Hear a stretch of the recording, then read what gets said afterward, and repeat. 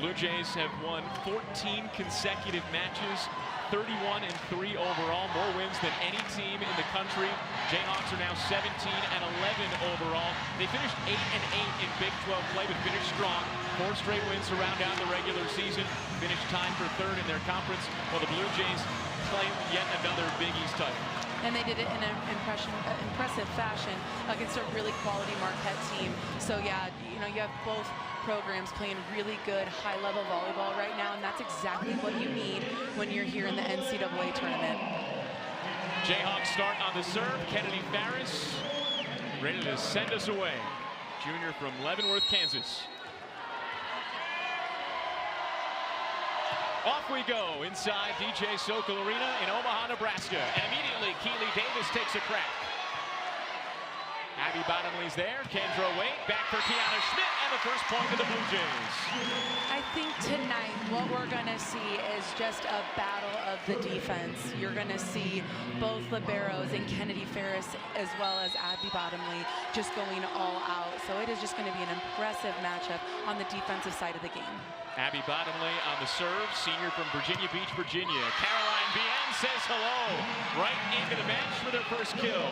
The Big 12 Freshman of the Year. She played phenomenally last night. You know, it's nice when she's next to Caroline Crawford, because Caroline Crawford is such a force to be reckoned with at the net. That middle for Creighton has to hold on to her, so that seam opens right up for her. Service ace for Cameron Turner, freshman from Topeka, Kansas. The serve and pass game tonight here will be huge. We talk about it so often in the sport, but tonight the serve and pass is really what is going to stand out on who can get their team in system. Early 2-1 lead for the Jayhawks. Last night against Oregon, they never trailed. Blue Jays did win the first point tonight to take a 1-0 lead to start the match. That's the first time that Kansas has trailed in the NCAA tournament this year. Now we're square at 2. And Kiana Schmidt was a big part of that. She came in off of the bench in set 3 and really added a fire for them. So today she has 2 kills pretty early, but 2 of Creighton's only points, so they're going to continue to need her. Ellie Bolton floats the serve a little long, 3-2 Jayhawks. Ellie's another one that comes off the bench for the Blue Jays. Another one that's going to add a lot of fire for them. She was their libero last season. This year, stepping into that DS role, has really embraced it as they brought in the transfer in Abby Bottomley, and has done just a really good job for the Jays. Bien on the serve. Norris Sis, the Big East freshman of the year, from the back row. Turner to the outside for Aneshka Zabo, and she powers through for a kill. Just a really physical presence there by Zabo. The lefty going in with such power and just has such a high contact on the ball. You see her going in here and just getting the high hands off of Davis, and that's going to be tough to defend for anybody. Redshirt senior from Sioux Falls, South Dakota, transferred from Nebraska. Kendra Wade, back set for Annika Welty. Farris plays it up. Jenny Mosier rolls it over. Davis leans out to keep it in play. Welty can't get there. 5-2 Kansas. Now you're seeing this 3-0 run from Kansas. That's something from both sides of the net. You're going to want to eliminate runs. You do not want to see a team stretch out a 3-point run. You definitely want to limit those if you can. And it was already so loud here inside DJ Sokol Arena. And now they erupt. There's Norris Sis, her first kill of the match. Very timely set there by Kendra Wade to go ahead and assert Norris Sis into this match. Now she rotates to the front row. There you see Coach Booth in her 19th season. She's just had an incredible run with the Blue Jays team. Most wins in the country. Another Big East title, another NCAA tournament berth. And she's got her team hosting and looking for another spot in the Sweet 16. Would be the 3rd in program history. Yeah, there's so much respect from both staffs of the CU side and the KU side. Coach Booth has really done a great job of not only getting her team to the tournament, but being able to host and being able to, have 2 Sweet 16 appearances. Tonight, that's what one of these squads is trying to do. 10 consecutive NCAA tournament appearances for the Blue Jays. 11 total. It's 11 in the last 12 years. It's been one of the most consistent programs in the country. There are only a handful of teams that can claim 10 straight appearances. In fact, there are only 9 in the country that have been in the NCAA tournament 9 consecutive seasons. just an impressive resume there. Allie Van Eckert on the serve. Big bounce from Rachel Langs. I really like that set choice by Turner to get Langs involved there, running that one off that 1 foot, very effective. We saw Kirsten Bernthal Booth in her 19th season. Here's Ray Bouchard in his 24th season. These are two coaches that know each other really, really well. Two of the best in the game right now. That they do, and that they are. They both have, like I had said, just tremendous respect for one another. They do it the right way. They both have two squads here tonight that play at a very, very, very high level. And, you know, again, just super excited to see his Kansas squad here. A big upset against Oregon last night.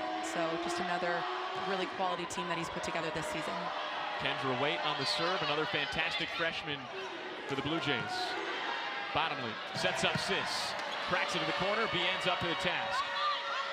Turner for Mosier. Hickman blocks it back. Another chance for Mosier. And now another chance for Sis. Rally back and forth. Mosier took a little off, now a chance for the Jayhawks. Try and capitalize. Rachel Langs bangs it home.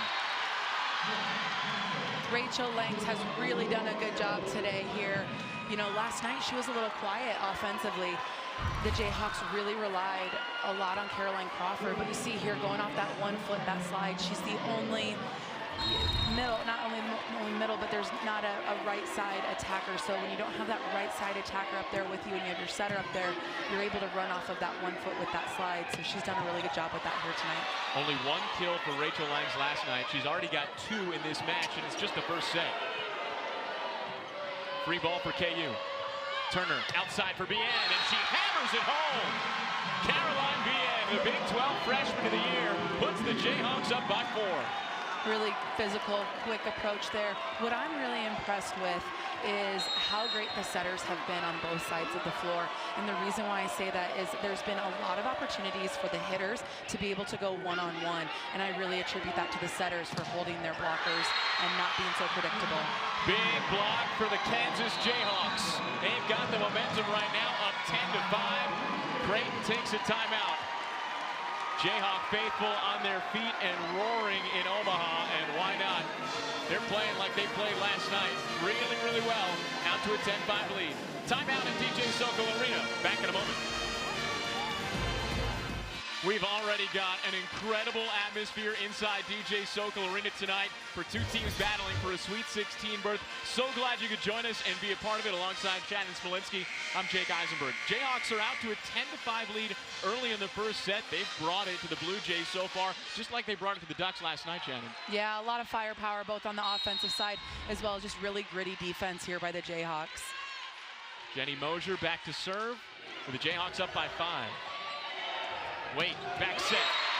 And Kiana Schmidt has another kill. You saw Coach Booth raise her hand up in the air, a little fist pump. That has to feel great if you're a coach, to come out of a timeout with a really clean pass, a really good set, being able to run something quick and get, you know, some involvement there from that right side, running from the slide. Really good out of that timeout. Blue Jays need a little bit more from Kiana Schmidt tonight with Jayla Zimmerman's absence, injured in yesterday's match, a torn left ACL. She's over on the Creighton sideline cheering on her teammates, but that's a presence on the court that's going to be missed. You're right. She has done just a phenomenal job for the Blue Jays, not only throughout this season, but throughout her whole campaign as a Blue Jay. So to see that last night was an absolute heartbreak. You could feel it in the gym. You can feel it, you know, a little bit everywhere. So that presence of hers definitely going to be missed here today. One of the captains for the Blue Jays, a vocal leader, 997 career kills. It's the Jayhawks up 12-6 in the first set. Kennedy Farris on the serve. Wait for Davis, little pop over. And looks like a violation. That ball from Kendra was just a little bit too tight. Keeley tried to keep that ball in play. Kansas Jayhawks did a really good job of sprawling out. They got that pancake to keep that ball alive. Really good up there by Lacey Angelo in the right back. Blue Jays are definitely going to want to continue to keep trying to go tempo, but definitely not going to want to trap. Hickman pops it long. Just a little bit too low of a set there by Kendra. good idea. I like trying to be able to run your middles, get them involved, just a little bit higher of a ball. That way they can allow that hitter to get on top of it. Couple of sets off the mark from Kendra Wade, maybe a little nerves. Turner tries a sneak attack. Bottomly for Davis. Ferris on the dig. Bien finds some space and puts the Jayhawks up 15-6. Another timeout for Creighton. And it's Kirsten Bernthal-Booth and the Blue Jays looking for answers early, Shannon. Yeah, they definitely are. The Jayhawks, they are just picking up everything defensively. They're not letting anything hit the floor, so really outplaying them right now. We could be in for another instant classic tonight. It was 5 years and 1 day ago that these two teams met in Lawrence, Kansas in the NCAA tournament and played a 5-setter for the ages. Look at that score. That's the 5th set, and it's Creighton 20-18 in the 5th set, one that Blue Jays fans have remembered and loved for a long time, one that maybe stings a little more for the Jayhawks faithful. It stings, I'm sure. 7 match points that the Jayhawks had to fight off in that 5th setter, and what a tremendous, tremendous match that was. And I have a feeling tonight we're going to have a little bit of that same kind of feel where it's going to potentially be a back and forth match. There's one of the members of that 2016 Creighton Blue Jays team, Marissa Wilkinson. You see on the right of your screen there, she was a centerpiece in that 2016 NCAA tournament run. It's a Blue Jays team that had some magic. 3 consecutive 5-set wins, first ever Elite 8 berth to the program, and maybe these Blue Jays can soar to similar heights. They've got to get through Kansas first. They do. They had, like we mentioned, Wilkinson, who was so dominant within the middle. They had a really good freshman libero that season in Brittany Witt. So, you know, you're right. They're definitely going to want to try to grab some of that magic, put something together where they can try to string along a point or two to close that margin here tonight. Much like we saw last night, it's Kansas that's thrown the first punch. And last night the expectation was that the Oregon Ducks were going to come out and potentially have a sweep of their own. And the Jayhawks made a statement. They flipped the script. They put pressure on Oregon just like they're doing right now to the Blue Jays, who have the crowd behind them for sure. 15-6 Jayhawks. Uncharacteristic error there from Nora Sis. And the Blue Jays seem a little out of sorts. It starts out with that serve. The libero and Kennedy Ferris did a really good job of putting that ball deep on their shoulders, which put them out of system right from the word go. Right down the line, and is that wide? Looks like we're calling a touch right off of the block by Caroline Bien. So Hickman gets the kill, brings the ball back to the Blue Jays side.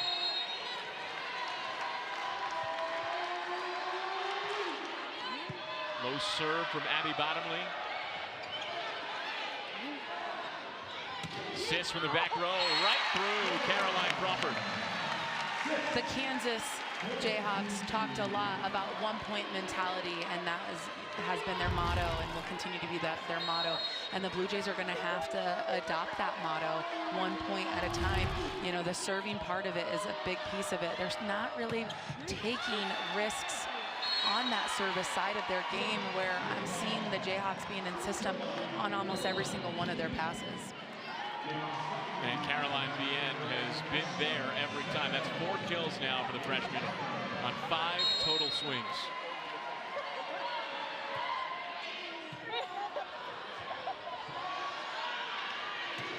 Davis with a big swing and a big point for Creighton. That is a big point. If you're Creighton, you have to be able to assert yourself into this match where you're starting to string along a point here or there, and right now Kansas is at 17. You really don't want them to get anywhere where they're inching their way into the 20s. You want to try to find your way where you can get on a run here. Ellie Bolton, sophomore from Shawnee, Kansas, comes in to serve. Turner pops it up for Bien. She's got another. Just a really, really, really good job by the Kansas Jayhawks plan. Caroline Crawford was such a big factor last night, so Creighton Blue Jays are keying in on her. So when you have your middles, your blockers essentially keying in on her, well, then that just opens up so much more for your pins. And so Cameron Turner has done a really good job of dishing that ball out to her pins, and it's just allowed them so much success. And there's Caroline Crawford right on cue, coming up with a block right next to Aneshka Szabo. Yeah, the Jayhawks really haven't been able to produce anything. It starts out with that serve and pass. They've been a little bit out of sorts on the passing side and serving. They've definitely made it a little bit tougher for themselves defensively because the Jayhawks have done a really good job of staying in system. Sis from the back row. She's been really effective back there, just going after, there she went after that high swing that's hitting into that deep corner. Yesterday she did a ton where she hit into that 1-6 seam. She's been really effective in that back row. And yesterday we saw her practically levitate for a kill during the second set, where she really took over the match. The Sis had 16 kills in 3 sets yesterday. That is a Creighton program record for a 3-set NCAA tournament match. And 0 errors. 16 kills, 0 errors for Nora Sis last night. As a freshman. As a freshman. As a freshman. Already 5 kills tonight and a couple of errors. Keely Davis on the serve. She has 50 aces this year. That was the most in the Big East. Joust. Jayhawks won it and then lost it. A joust between teammate and teammate. Old club teammates between Crawford and Kendra Wade. The timing is everything here. And they both go up and Kendra doesn't touch it and the ball goes out. Blue Jay point. 19-12. And now 20-12 after the service error. Shannon, you mentioned the connection between Caroline Crawford and Kendra Wade. There's so many fun connections from the club level. Before these players got to the collegiate level, Caroline Crawford, Kendra Wade, Caroline Bien all played for the same club team in the Kansas area, Mavs KC, and now they're going toe-to-toe against each other tonight. Tonight is just an incredible display of Midwest talent, whether it be from Kansas, Missouri, or Nebraska. There has been just so much talent here that it's been essentially a hotbed for college coaches to recruit out of. You see players from the Midwest at Louisville, Kentucky, here tonight, and Creighton, and Kansas, and even not only in Division I volleyball, but you're seeing, whether it be Washburn in the Division II, whether it be in the NAIA, you're just seeing such high-level volleyball coming out of the Midwest, and tonight here, it's just fun to be able to see them competing against each other. Sis on the outside. Harris gets the dig. Jayhawks a little out of sorts. Wade tried to dump it over. Zabo goes off Allie Van Ekkert's fingertips. The Jayhawks remain in the driver's seat, 21-13. Zabo's been really consistent for the Jayhawks. I mean, just doing your job 1 point at a time. Allie Van Ekkert was just a little bit sucked in, on that play, especially against your pin. You don't want to get too far sucked in where your movement is going away from the court. Rather, you want your movement to go into the court. So she just unfortunately was too far in. Overpass goes to Rachel Langs. She bangs it down. Jayhawks are feeling it. The product from Texas. Again, a timing, really asserts herself to be patient and just get that clean, easy kill. Sis gets blocked. Rachel Langs in the right place at the right time again.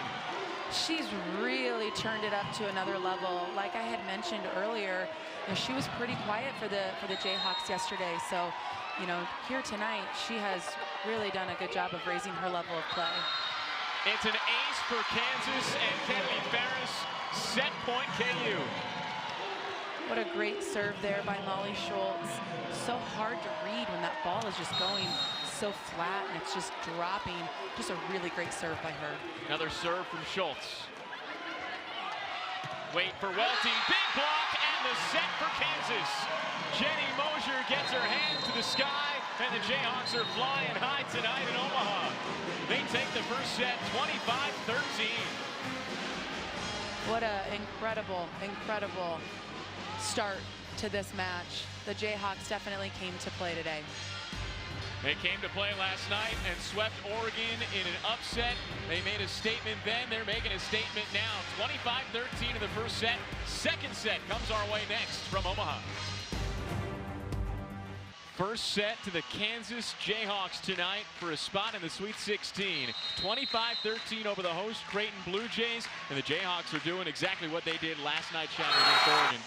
They have their foot on the gas. They did not let up in that set one. Last night we saw the Jayhawks pull off an upset sweep of the Oregon Ducks, and they've come out with a similar fire tonight. Caroline Bean has 5 kills, 0 errors on 6 swings, and like you said, Rachel Lance has gotten really involved tonight after she was quieter last night. Yeah, she has definitely done a really great job for them, but Caroline Bien, I mean, she has been just as good as advertised. I mean, she has definitely done it all for the Jayhawks, out of the back row, out of the front row. You know, she's a freshman, like we talked about Nora. These two are so great in their own right, and they're only freshmen. It's just been so incredible to watch. Now you've got a pair of dynamic freshmen on each side. You've got Nora Sis and Kendra Wade for Creighton. You've got Caroline Bien and Cameron Turner for Kansas. And it was really fun watching them go toe-to-toe in that first set. And we've got more to come. We've got more volleyball here in Omaha. And it's nothing new for some of them, because they played against each other just not that long ago in April in a club tournament where, you know, Nora was on the opposite side of Kendra with Caroline Bien.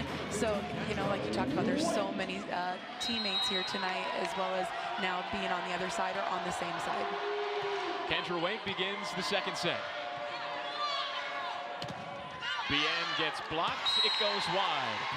1-0 Kansas to start our second set. What stood out to me last night was the discipline in Kansas volleyball. And today, so far, they have been so disciplined. Every choice, whether it be defensively or offensively, has just been so spot on. So hats off to the coaching staff for preparing them, as well as for these athletes who trust their training, because so far they have been very disciplined. Naomi Hickman evens up the set at 1 apiece. Winningest player in Creighton history. She's played more matches in this arena than any Creighton player ever. And she's playing in front of an outstanding atmosphere tonight. Wade persists, flying to the back row.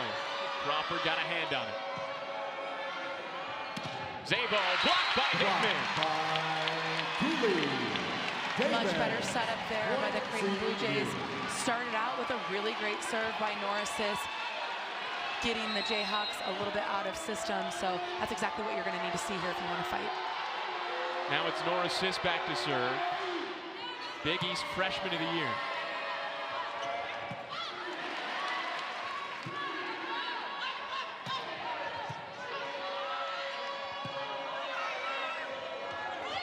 Bien with a changeup. Hickman can't keep it alive, and Wade did her best to dive for it. Yeah, I think actually if Hickman wouldn't have touched that ball, I think Kendra would have been able to play that clean. She's essentially, you know, a libero in a setter's jersey, but Hickman, you know, she was right there. She would have been able maybe to be a little bit low and over to seal it, but wasn't able to get there. Unfamiliar territory right now for Creighton after losing the first set. Blue Jays 31-0 this season when winning the first set, 0-3 this season when losing the first set. But for the Blue Jays, it's a 14-match winning streak. They'd only lost 2 sets during that streak. In fact, 7 consecutive sweeps entering tonight, 22 consecutive sets. It's the first time the Blue Jays have dropped a set since November 5th.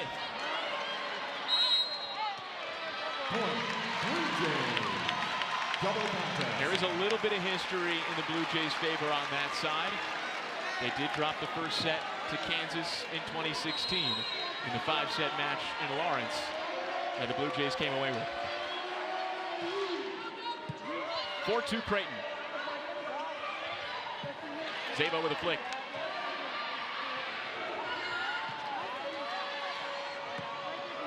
Another chance for Aneshka Zabo.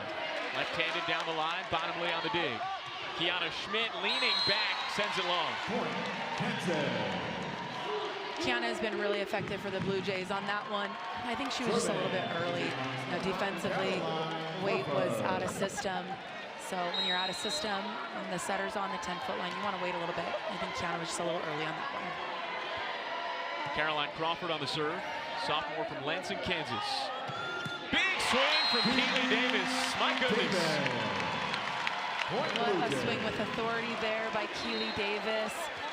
She typically has been playing right side for the Blue Jays. Here she's playing outside, stepping in that role for Jayla, and it's a natural switch for her. Just a really, really great swing there by her. Ellie Bolton's back into serve, and a great one to the corner for an ace. A very good timing there by Ellie. You know, they started set 1 where they trailed early. So the Blue Jays are trying to maybe flip that where they get the early lead here in set 2. Another serve for Bolton, another low one to the corner. Bottomley with a creative dig. But a free ball for Kansas. Turner outside, Mosier swings right through the block.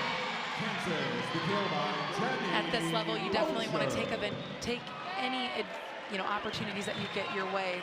In that last rally, you don't see a whole ton of free balls at this level. It was just a little bit of a miscommunication where Creighton had to send over that free ball. It's definitely something that they're going to want to clean up here if they want to continue to hold that lead in set 2. Sophomore from Rockford, Minnesota, Molly Schultz back into serve. She's served out set 1. Blue Jays get a point. Maybe you can see the net wiggling a little bit there, Shannon. A little bit. It's kind of hard with that camera angle with it being right on top. You know, you would think just being dead center of it, sometimes it'd be easier. Sometimes when you stand a little bit to the side, it might be a little bit easier. That right there is a little bit of a better angle.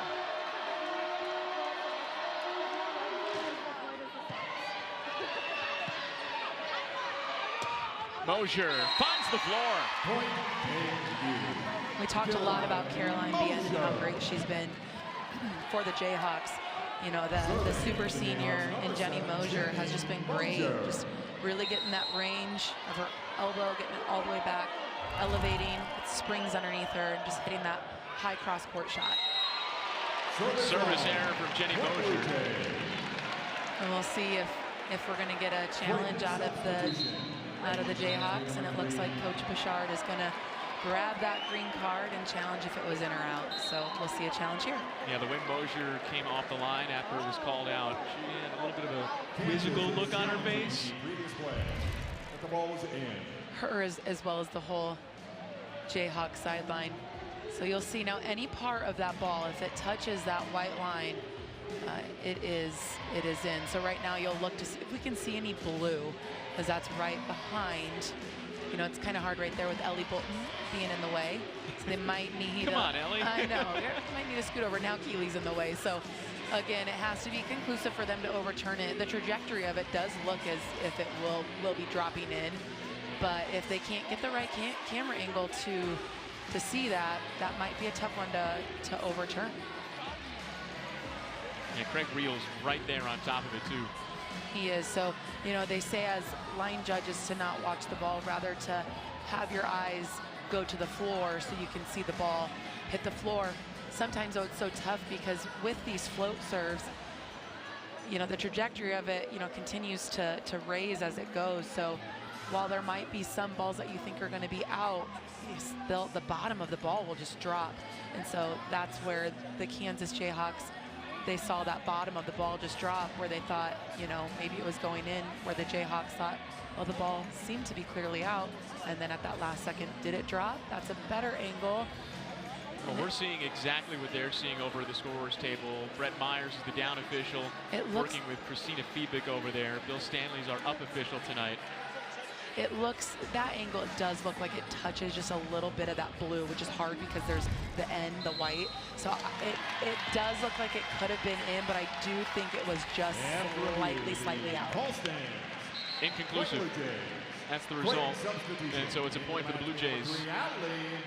What we saw last night is even in those challenges, if it didn't go your way, it was a big momentum swing. So we'll see here if the Jayhawks can capitalize on kind of slowing the momentum with the Blue Jays down. Here's Allie Van Eckering, junior from Naperville, Illinois. Caroline Bien. A big swing, it came right back. Cameron Turner with a surprise. Point for Kansas after the double hit. Ball handling error. Definitely want to try to limit those ball handling errors, but you know, something that I've seen a lot from Bien is she's been really successful going cross court. If I wasn't Creighton's block, I might move my block in just a little bit to try to force her down that line, just to see if that's not something that, you know, she isn't comfortable doing, and see if you can't get some sort of way to slow her down. How about Nora Sis putting it right in the corner? That's a bullseye. It is a bullseye. She has just an incredible range in her shot selections. She can do it, you know, at a high rate. She can do it where she drops in that roll shot. She can do it where she throws it in that back corner. She really does it all. Good serve from Kendra Waite. Bien gets blocked. Lacey Angelo helps keep it alive for the Jayhawks. Sis with another big kill. Sis. Boom.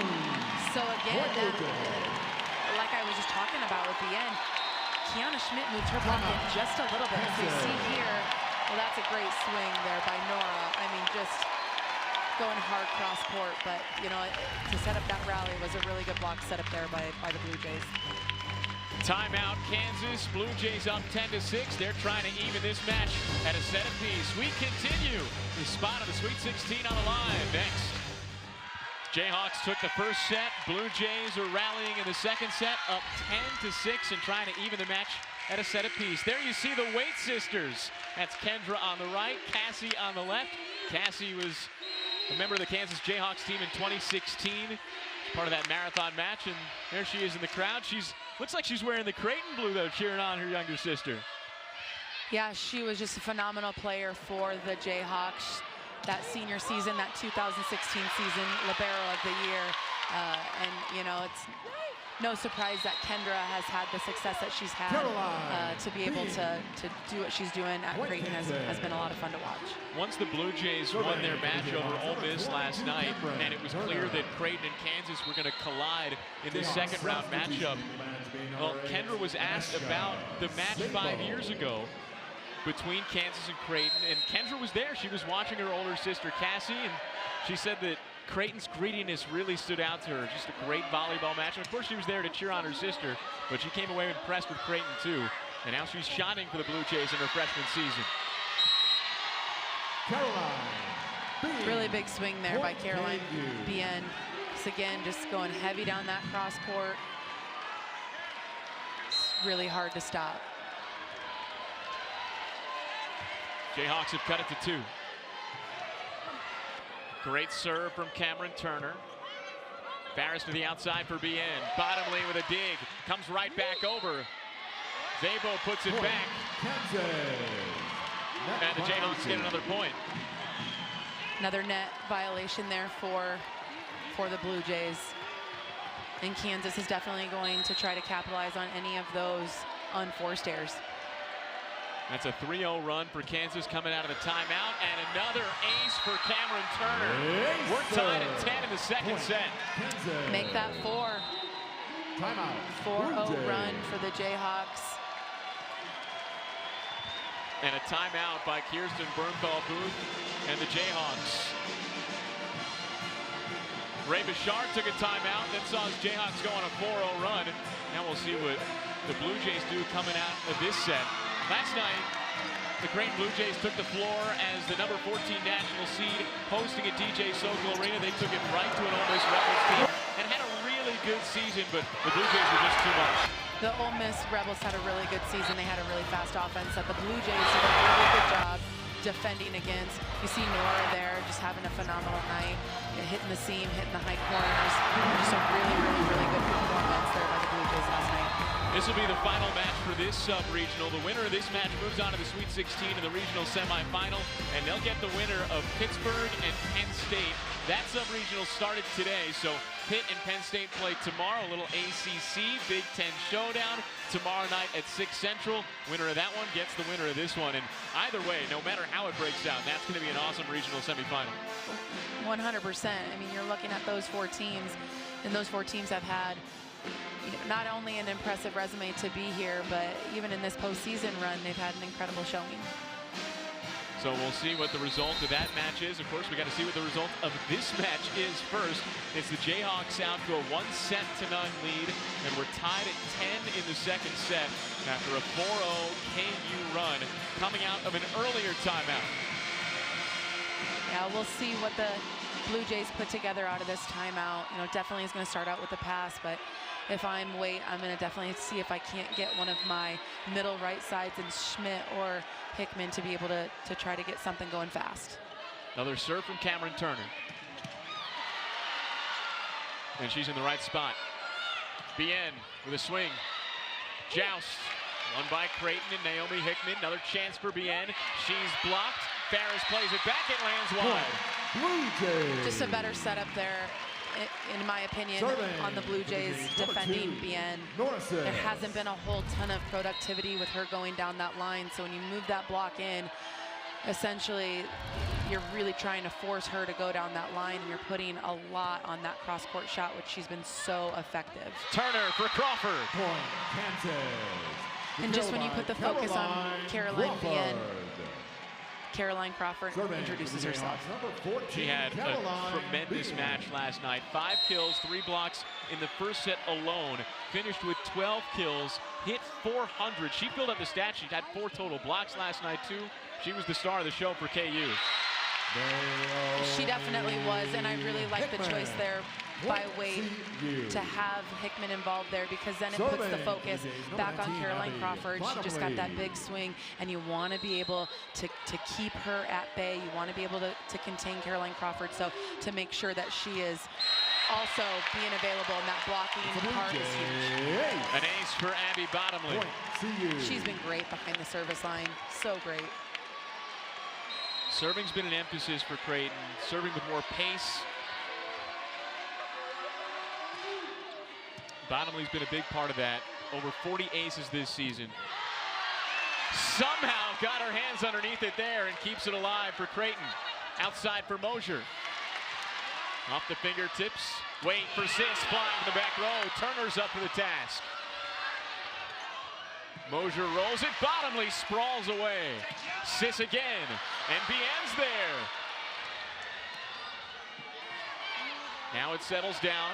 Outside for Davis. Off the fingertips again. And this time the Jayhawks can't recover. What a rally. What a rally. Both sides defensively just had phenomenal efforts. You're seeing right there, Coach Bouchard is questioning maybe if that one of those first defensive balls actually maybe hit the floor, but him talking to the R2, you know, the R2 confirmed I saw that ball be up as well. Abby Bottomley is a digs machine. 8th all-time in digs in NCAA history. Moved into sole possession of 8th place with her first dig tonight. She's already got 8 in the match. She's continued to climb that ladder, hasn't she? Just little by little, she's just continued to be great. And Coach Booth had talked a lot about her in the moment of being in the tournament, or any matches that felt were big pressure matches is typically when Abby Bottomley is at her best. Audrey Suter's in to serve.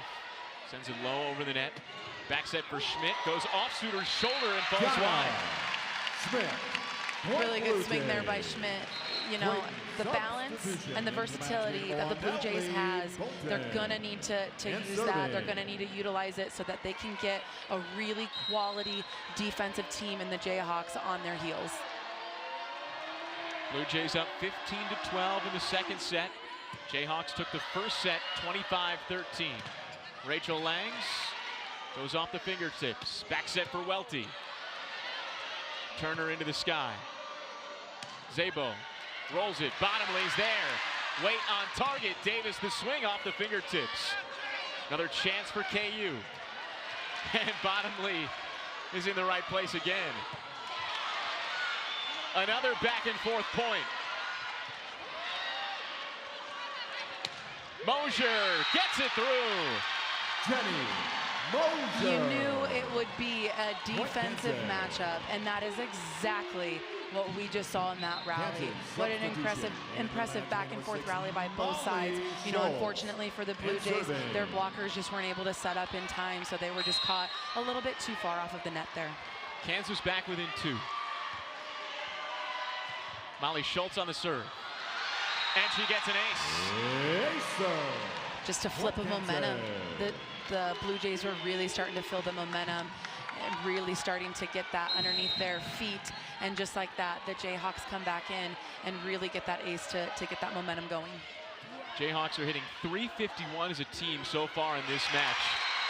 Davis took a little pace off there. The Blue Jays lead the nation in opponent hitting percentage at .118. It's the lowest opponent hitting percentage in the last 8 years. And in 4 of the last 5 seasons, the team that's led the nation in opponent hitting percentage has reached the Final Four. But Kansas has taken it right to the Blue Jays defense tonight, hitting over 350 midway through the second set. And Cameron Turner has a bullseye. Just an athletic, impressive move there by Cameron Turner, the freshman setter from Topeka, Kansas. She was a decorated high school basketball player as well, so she is just has been so great. She is one that came on a little late for Kansas and has really taken on a lot bigger of a load later in the season. Blue Jays maintain the edge on another kill from Nora Sis. It gives her 8 in the match. To go back to your hitting percentage and holding opponents to a low hitting percentage, that really comes down to serve and block, because when you're serving, you're blocking first, and the Blue Jays have done such a great job on that with their serve and their discipline of blocking. So they're going to have to take a little bit more risks, like I had mentioned, behind the service line to try to mix things up, whether it's serving more aggressive in the seams or trying to drop some balls here or there. But it's just been a little bit too easy for the Jayhawks. Another one for Caroline Bien. She took a little off. She found the placement. Caroline Bien's got double-digit kills tonight. She knew that they were going to take away that cross-court shot. That set was just a little bit in. The blocker set up with her, and so just like the freshman outside in Nora Sis, those two are just so smart of being able to know if this is what the opportunity is presenting itself, I'm going to go somewhere else. 7th time this season that Bien's had at least 10 kills. Big 12 Freshman of the Year. Free ball for Creighton. Wait for Hickman, and she gets the kill. The senior from Lawrence, Kansas, bangs one down against her hometown school. Really good 1-foot slide attack there. What I really like about that rally is how dialed in Kendra was, just to be able to figure out how she can lead her hitters with one-on-one opportunities. Kendra Waite on the serve. Crawford finds a little space. Just reading the court, knowing that she has that right over the block wide open. You'll see here, just seeing that, just a nice high tip. Bottomly was just a little bit too far back and just slips it right over the block. Blue Jays still up by 1. Trying to tie the match at a set apiece. Crawford with a big smack.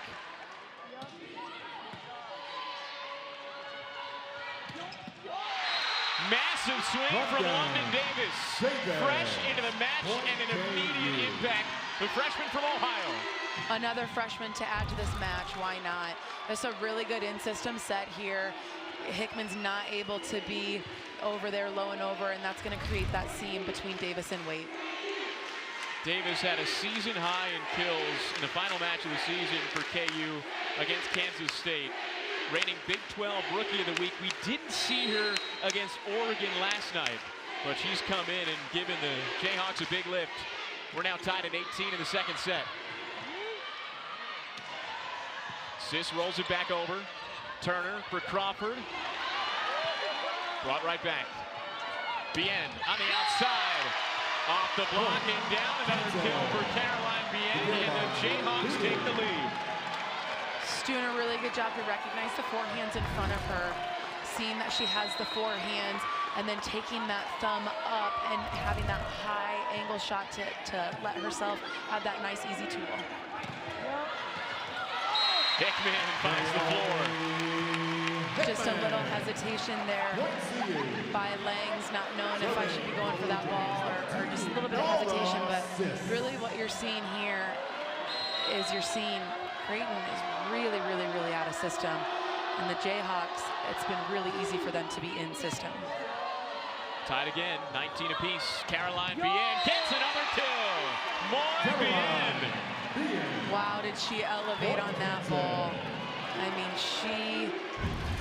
you'll see here when Turner sets that ball out, I mean, she is elevating, hitting around Kiana Schmidt's right arm. Just really, really, really impressive. Over 300 total kills this season for Caroline Bien. Kiana Schmidt puts one right past her. Just like that. She said, nope, I got that point where that ball was hit around my blocking arm, and you know what? I'm just going to give it right back to you. Really impressive one-footed attack there by Kiana Schmidt. Back and forth we go, tied again, now at 20. It's served from Abby Bottomley.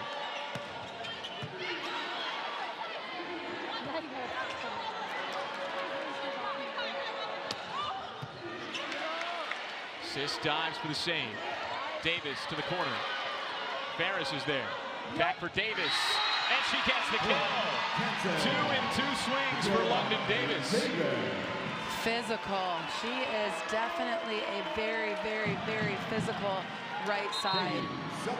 As a freshman, I mean, are you kidding me? That is just so impressive. I mean, you're seeing just such high-level volleyball here tonight. You know, and that was a little bit of a missed opportunity there by the Blue Jays. They had Abby Bottomley back there behind that service line. That was something where you want to hold serve if you're the Blue Jays. Keely Davis gets it inside the strike. What a big point. You definitely don't want to go down 2 points there if you're the Blue Jays. So again, back and forth we go.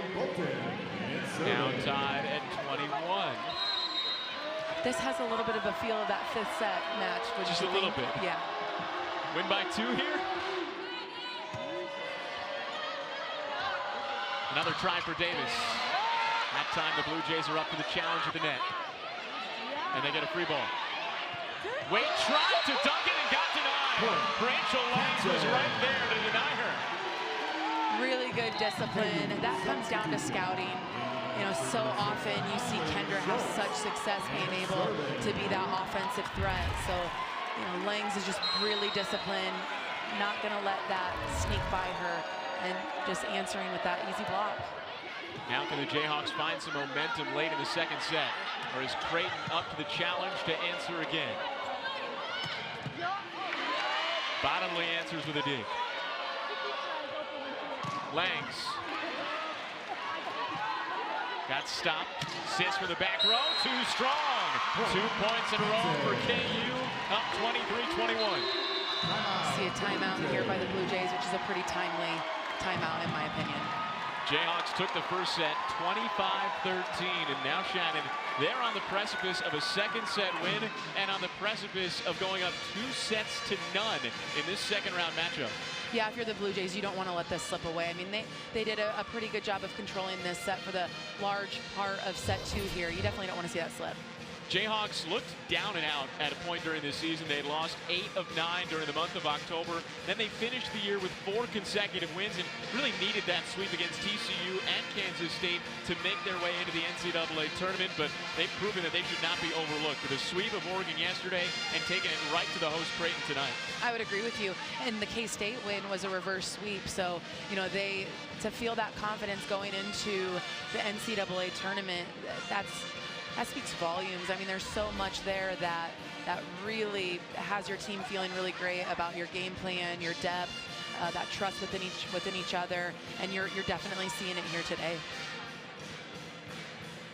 Yeah, when the Jayhawks lost 8 of 9, it was a 5-set loss to Texas. They got swept by Texas, got swept by Baylor. They also lost on the road to West Virginia, and they realized that they had 0 margin for error after that. Had a 2-week break, and that was a mental reset for this Jayhawks program. They came back in those 2 weeks, and that's when they turned it around and got the wins over TCU, got the wins over K-State. And Ray Bouchard admitted that he turned to his assistant, Billy Ebel, right before that last match against K-State and said, hey, I think we got to win this one to make sure we're in. And once they came away with that sweep on the road and that Sunflower Showdown, they knew that they had a spot booked in the big dance this year. Yeah, just an impressive resume that you just saw there. And we'll see what they have coming out of this timeout. 23-21. Jayhawks on top. Welty with a big swing to bring Creighton back within 1. A really big swing. That right there is a definitely needed point for the Blue Jays. And I will say that's been something for them that has been effective. That right side attack for the Blue Jays has been pretty effective so far. Blue Jays need some big serves from Keely Davis, who's been their best server this season, over 50 aces. Jenny Mosier skies, gets blocked.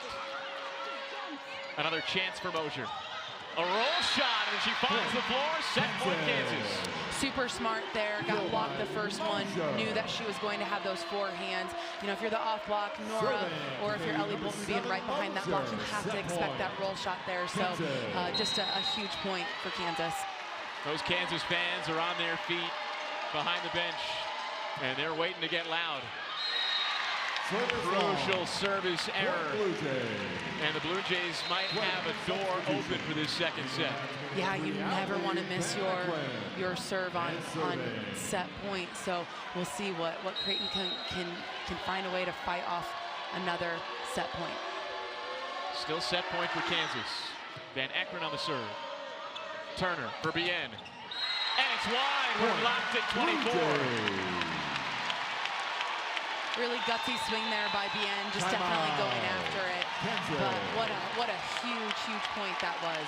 Timeout, Kansas, and now it's the Blue Jays fans on their feet, and you can feel this arena come to life, both for Kansas with that run to get to set point, and now Creighton tying it at 24 and forcing overtime, so to speak, in this second set.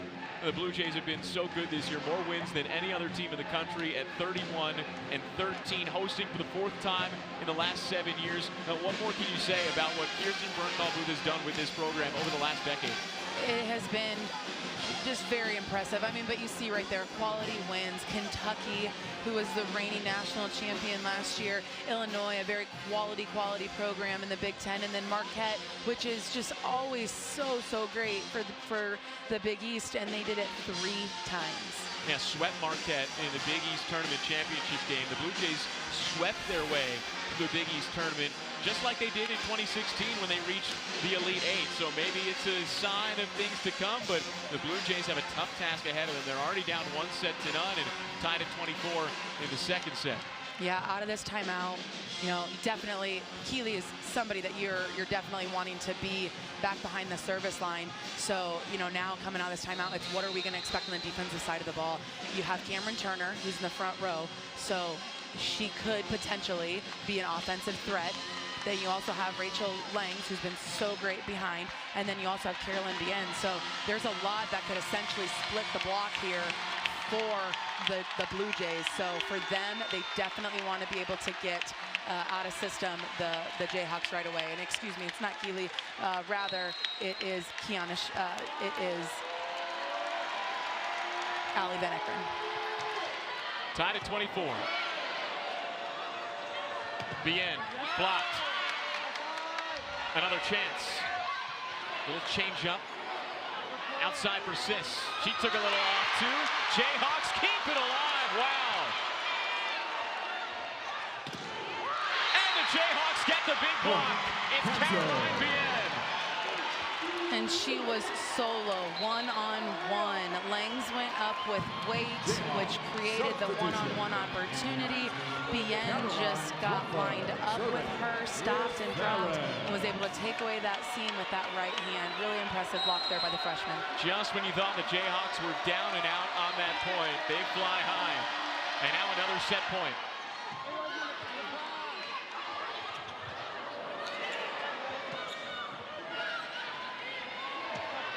Sis through the block, Mosier saves it. Turner outside for Bien, a little bit too far behind her, but caught Davis out of position. Sis again through the block. Ferris is there. Another chance for Bien. And she gets the second set for KU. The Jayhawks are up 2-0 on Creighton. 26-24 in the second set. And Caroline Bien is having a match for the ages. 13 kills for the freshman tonight. As good as advertised Bien has been, you know, she has not swung down the line that much, and you'll see right here, they're definitely taking away her cross court. She sneaks that right in between the block and the kill. Caroline Bien and the Kansas Jayhawks are a set away from the Sweet 16. Does Creighton have a comeback in them? We'll find out next. It's the third set on its way. The Kansas Jayhawks have a 2-0 lead over the Creighton Blue Jays, and they're one set away from a Sweet 16 berth. Thanks for joining us tonight inside DJ Sokol Arena. Thanks for hanging out with us alongside Shannon Smolinski. I'm Jake Eisenberg. Safe to say, Shannon, this is a little bit of a surprise, and we saw a surprise and a statement from Kansas last night when the upset sweep over Oregon, and they're a set away from doing the same thing to Creighton tonight. You know, I'm not surprised as much as it might be a little bit of an upset because Creighton is the higher seed here. They're just playing gutsy defense, you know, so and they have come in with a really good game plan. They've really relied on Caroline Bien a whole ton, and she's done a phenomenal job. So players that necessarily weren't the star last night are really coming to play today. Yeah, and it's not just the defense, it's the offense too. The Jayhawks as a team are hitting nearly 350 against a Blue Jays team that's been one of the best defensive teams in the country. And like we saw with Kansas and Oregon last night, where the Jayhawks were just flat out hitting the Ducks, that's what we're seeing tonight. The Jayhawks are flat out hitting the Blue Jays. They are. Their serve has been really great. Their pass has been really great. Their blockers have done a really good job of having good blocking assignments where they're knowing where they need to line up, who they need to be lining up against with their personnel on the Blue Jays side. So it definitely is making it a lot tougher for the Blue Jays to defend that, and everything has really gone their way. If you're a Blue Jays coach, Kirsten Bernthal-Booth, what do you tell your team in the locker room? What's the answer here for Creighton? Well, that's a tough one because I feel their scouting report, as it should have been, was we have to really contain a really good middle in Caroline Crawford. And, you know, it's just been interesting because they've been using everybody else. So it's been interesting on what you would say. First time in the NCAA tournament for Kansas since 2017. 10th all-time appearance and poised to go to the Sweet 16 once again. The Jayhawks have a history of going deep into the tournament. They were in the Final Four in 2015, 2016. They came in as one of the top 4 national seeds, but Creighton upset them in the second round, and it's kind of looking like the Jayhawks 5 years and a day later might get a little revenge. Yeah, it's a quality program that they have. I mean, between the players that they have in Caroline Bien, Jenny Mosier, Caroline Crawford, Cameron Turner. I mean, those are all Big 12, and 2 of them are freshmen. Exactly. Caroline Bien, freshman of the year. Cameron Turner, a freshman. We've seen London Davis get involved tonight with a couple of kills. She's also a freshman. This isn't just a good Jayhawks team. This is a young Jayhawks team that's poised for success for years to come, regardless if their season ends tonight and Creighton pulls off a reverse sweep, or if they continue to the Sweet 16 and beyond. What's been so impressive is their poise. They have just such a poise and a calm demeanor about them that they really know what each other want to do. They trust themselves, they trust each other, they trust those that are coming off of the bench, and it has been really impressive to be able to see that poise spread throughout all of the players on the floor. And we'll see, you know, if you're the Jayhawks, or excuse me, if you're the Blue Jays, it's okay, we got here, we know we can do it. We're just as quality of a ball program as Kansas. So 1 point at a time, find a way little by little to take the momentum and see what they can do here. Only 3-set loss for Creighton this season was against Nebraska.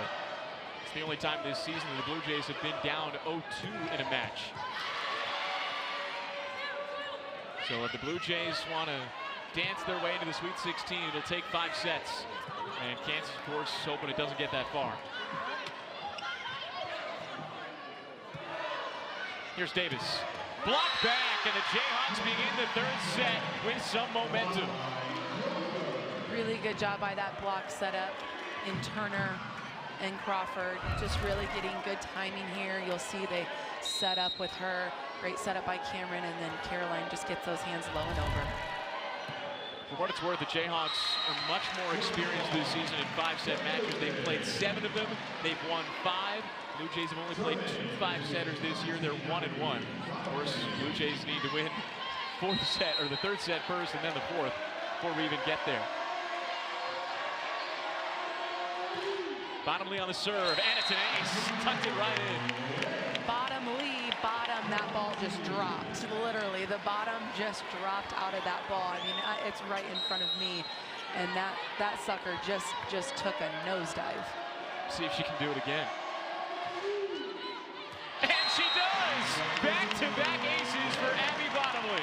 And that's exactly what I said that they needed to do in set 2, is you have to be able to put pressure on a really quality Jayhawk passing team, and you drop one and then you drive one. It's just so hard to track as a passer. Another serve with a transfer from High Point, and another good one. But Bien comes through anyway.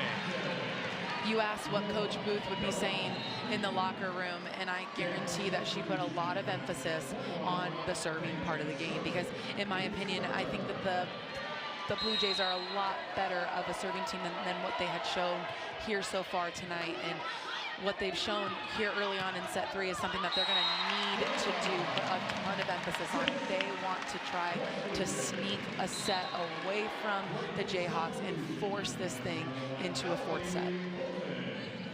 Nora Sis gets a kill, her 9th of the match.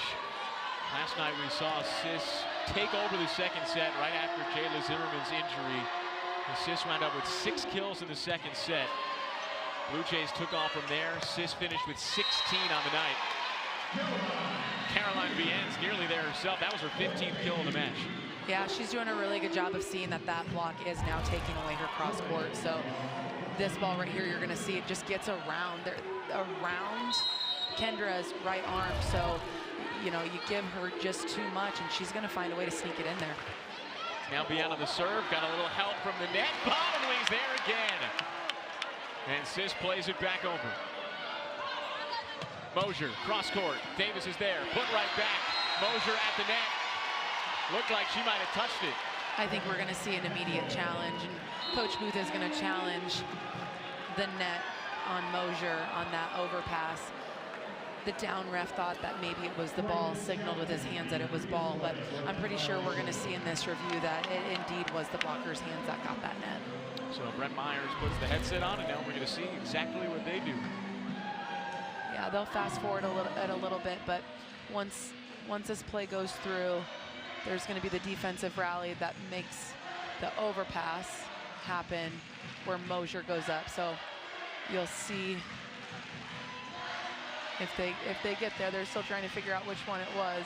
It's a little bit later in the rally right now. They're early in the rally. Now we're just going to watch the point over again. Yeah, might as well at this point. There's the serve off the net, and there's Bottomley. She's been terrific tonight for Creighton. So they're just kind of seeing it all the way through right there. So when you see Welty go up, you're seeing if that block just got a part of that net with their forearms. And it looks like it actually might be Welty that caught the net. With her right leg, maybe, on the bottom of it? No, I think it actually might be her left hand. So we'll see here. Oh, yeah, there it is. You can see the tug. Yep, so I agreed with Coach Booth. Instantly, I would have challenged that as well, because from the live play of it, it did look like it was Mosier, but watching it back, it actually was Welty. So we'll see if the officials see that as well. Net on Creighton, indeed.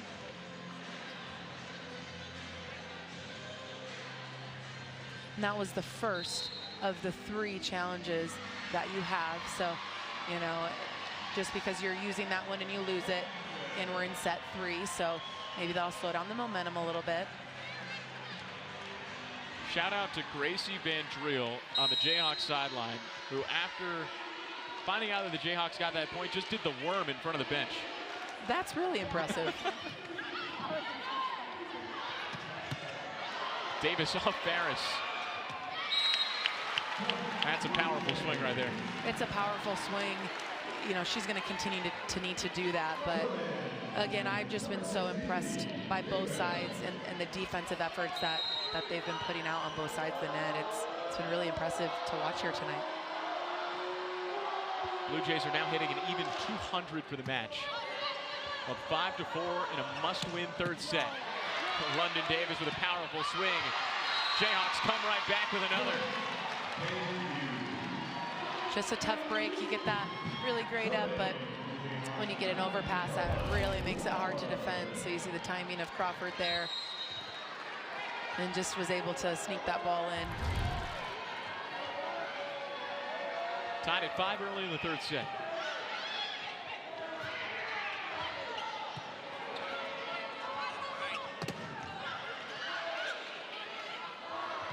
Sis off the top of the block. Save, kept alive, play back over. The Jayhawks have been so resilient tonight, and they finish off the point with a big block. Wow. What an effort there by Bien to keep that ball in play. And what an excellent job by Mosier to expect the Blue Jays to run something quick and to be able to seal that net up on that slide. Grad transfer from Lakeville, Minnesota, Jenny Mosier, previously at UCLA, faced off with a former Pac-12 foe in Oregon last night. And she's been a key part of the Jayhawks' success tonight. 7 kills, 0 errors. She's also got 7 digs and 2 blocks. Yeah, she has been really impressive today here for the Jayhawks, just doing little by little for her team. Davis from the middle, too long. You know, I like that. The Jayhawks did something a little bit different there where they're running Davis out of the middle, just different combinations to see if they can't get a different look, a different matchup where they're creating seams or holes for their hitter. Another serve for Ali Van Ekeren, deep to the corner. Outside for Mosier. Keely Davis couldn't get underneath it, and Jenny Mosier's got another kill. I said this earlier, I can't remember if it was set 1 or set 2, but I said how impressed I am with the setters. Look at this ball right here. It is set all the way to the pin, but not where it goes too far outside the pin where she can't hit line. So you're seeing both sides of the net being able to be really effective on hitting around their blockers, and I attribute that to the setters of being able to get that ball out there at base. Rachel Langs hangs and bangs. She's been great tonight. She's been really great. And defending that slide is so hard to do because when you're going off of that 1 foot and it comes at you so fast, those blockers have a hard time getting set up and low and over. So she's just been really effective on that. Another serve for Molly Schultz. Nora Sis gets it off the net and finds the sideline. Lucky break there for Nora. That ball just kind of rolled long enough, but not too long for that ball to drop into the Jayhawks side. You'll see right there, it barely just squeaks in, but you know what? You're gonna need any point that you can if you're the Blue Jays to try to get a fighting chance to extend this into set 4. That's double-digit kills for Nora Sis. She's got 10 to lead the Blue Jays. And we're back tied, now at 8. Point for Creighton. Some ball handling there by Turner. I like that though. What I'm seeing the difference right now is Kansas is taking risk offensively. They are playing fast. They're also in system, but they're just throwing a lot at the Blue Jays. That's making it hard for them to defend. And what I'm seeing on the offensive side for Creighton is they're really kind of playing it safe. Normally Nora will swing away, and you're seeing a lot of balls where she's kind of tipping and playing it a little bit safe. If you're the Blue Jays, you have to have an attack mentality here. That's the only way you're going to force this thing into a set 4. And the Jayhawks, being up 2-0, have that cushion where they can play a little bit more aggressively without as much reservation. Now tied at 9. Outside for Sis. Too strong for Kennedy Ferris. And that's what you need to see. You have to see these hitters just going after it, especially early in the rally. You have to be able to swing away because your defense is going to be stopped for any tips and rolls. Now, if the rally goes a little bit longer, hey, then maybe we can throw in a tip shot or a deep corner where the defense won't expect it. Bien was looking for the corner, couldn't find it. The Blue Jays win 2 points in a row, and we finally get away from the back and forth and back and forth. And Creighton opens up a little bit of a cushion in the 3rd set. If you're the Blue Jays, though, you want to continue to extend this rally. Or excuse me, not this rally, but this run.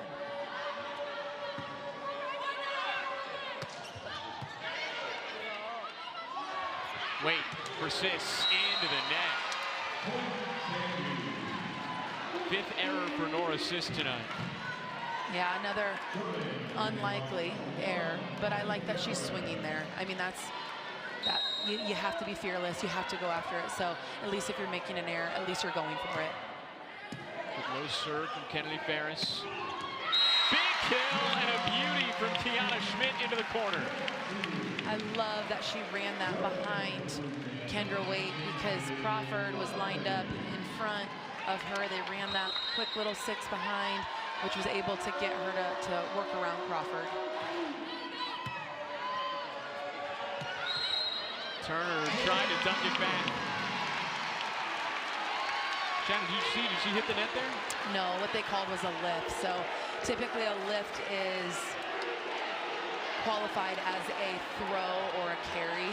So when she went up there with two hands, that ball might have been thrown in his opinion. I think she got out of her hands pretty quickly. So I don't know if I would have called a lift there, but it's a big break for the Blue Jays, and we'll see this start to slow down. See if they can get this to slow down the Jayhawk momentum.